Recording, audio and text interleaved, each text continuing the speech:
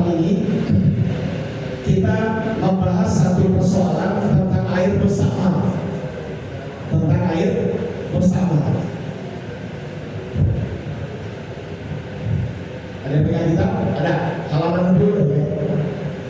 Halaman 60 baris 5 dari atas. Baris 6 dari atas. Halaman 60.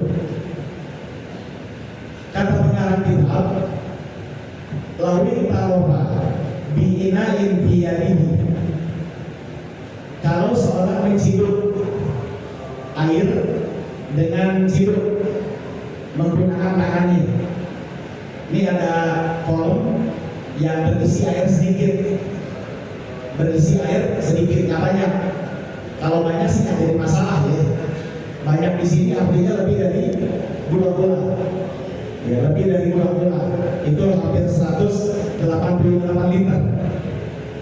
Kalau gampangnya lagi kita bisa menjengkalin kolom tersebut 3 jengkal panjang, 3 jengkal lebar, 3 jengkal dalam. Itu ukuran air sudah mencapai 2 bola. Kalau air yang mencapai 2 bola bebas, dia nggak bisa dipersamakan gitu ya. Artinya kalau kita wudhu dengan cara dipopok itu tidak membuat air menjadi bersama. Karena kebersamaan air itu hanya berlaku pada wadah yang airnya kurang dari 2 bola. Nah, kalau lebih dari 2 bola itu nggak bisa dipersamakan, ya. Tidak terbentuk bersama, disebabkan karena lebih dari 2 bola. Kalau seorang menciduk air dengan ciduk gayung biyadihi yang ada di tangannya, fatasalat ya dulu, maka airnya ini litasalat bersentuhan dengan air alladzi ta'afabihu yang tangan tersebut digunakan untuk menciduk. Fa'in qasada al-ittirafa, kalau dia bertujuan hanya sekadar menciduk air, Allah firmanahu, atau yang semakna dengan itu, kami ihadalina minama, seperti penuhnya bejana tersebut dengan air, falastimala, maka air tersebut tidak dapat terhukum istimewa musama. Kalau memang tujuannya hanya sekadar menciduk, ya, tujuannya hanya sekadar menciduk. Jadi gini, hukum kemusamaan air itu berlaku kalau kita mencelupkan tangan kita ke dalam air yang kurang dari 2 bola sesudah memasang niat wudhu. Nah, itu dah. Setelah memasang niat wudhu. Kalau kita belum memasang niat wudhu, maka bebas-bebas saja. Bisa gini, ada air di ember, airnya suci dan mensucikan.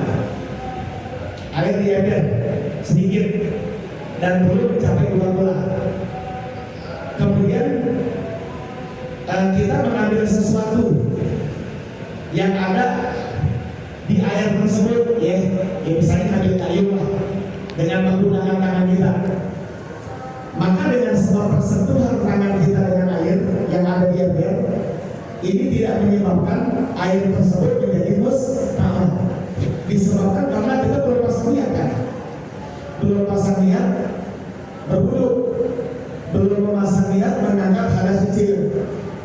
Maka tangan yang kita celupkan ke dalam air yang ada di dalam ember tidak menyebabkan air menjadi mustahil. Karena tidak ada alasan air mustahil. Disebabkan karena kita belum memasang niat wudu, gitu ya. Belum memasang niat wudu, maka air tersebut tidak menjadi mustahil. Apalagi kalau tujuan kita memang sekadar pengen menciduk, gitu ya. Walaupun tangan kita ini sebagiannya masuk menyentuh air, maka tetap air tidak menjadi mustahil. Disebabkan karena tujuan kita hanya sekadar menciduk air. dengan dayung. Tapi wa ilam yaksid syai'an mutlaqan, dan jika dia tidak bertujuan sedikit pun secara umum saat mencelupkan tangan ke dalam air, fahal yang dafiul istimah, maka apakah saat kita mencelupkan tangan ke dalam air tersebut dapat menolak kemusnaan air? Li anal ina qarinatun ala ittirab duna rafil hadas, karena sesungguhnya bejana yang kita pegang, artinya ciduk yang kita pegang ini menjadi penghubung ya, saat kita menciduk air duna rafil hadas, bukan tujuannya untuk mengangkat hadas. Ya, maka kalau kasus seperti itu, walaupun kita tidak ada tujuan sama sekali untuk menciduk air, hanya sekadar mencelupkan tangan kita saja, maka air tersebut tetap tidak menjadi musta'mal, karena tidak ada tujuan kita mengangkat hadas kecil. Kecuali kalau kita sesudah niat mengangkat hadas kecil, ya misalnya gini, kita wudu di keran, ya, di keran kita wudu, nah kita copot nih cincin kita, kebetulan kita pakai cincin, kita copot, nah taruh di atas, di tembok lah gitu ya. Nah kebetulan di bawah tembok tersebut ada air seember yang keluar dari luar gula. Terus kita wudu, nah terus pasang niat, nawaitu rafa'al hadasil asghar li shalah. Saya niat mengangkat hadas kecil untuk mengerjakan sholat. Basuh pertama, kedua, ketiga. Pada saat membasuh telapak tangan nih, ya, membasuh telapak tangan, kita lihat ada kucing lewat.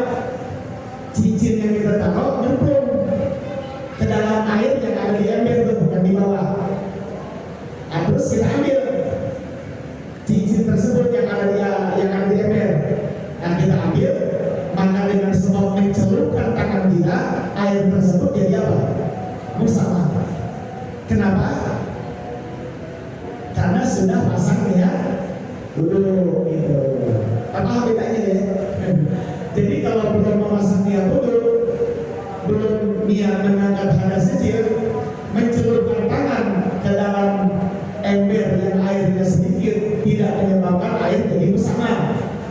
Tapi ketika sudah memasang niat dulu, sudah niat memasang mengangkat hadas kecil, karena sudah masuk dalam praktek wudu, maka ketika kita mencelupkan tangan ke dalam ember yang berisi air sedikit, maka air yang sedikit itu jadi mustakmal. Udah, kalau begitu itu air nggak bisa dipakai untuk bersuci, nggak bisa dipakai buat cebok ya. Ya kan, cebok ketiga itu kan termasuk bersuci ya, disebabkan karena air tersebut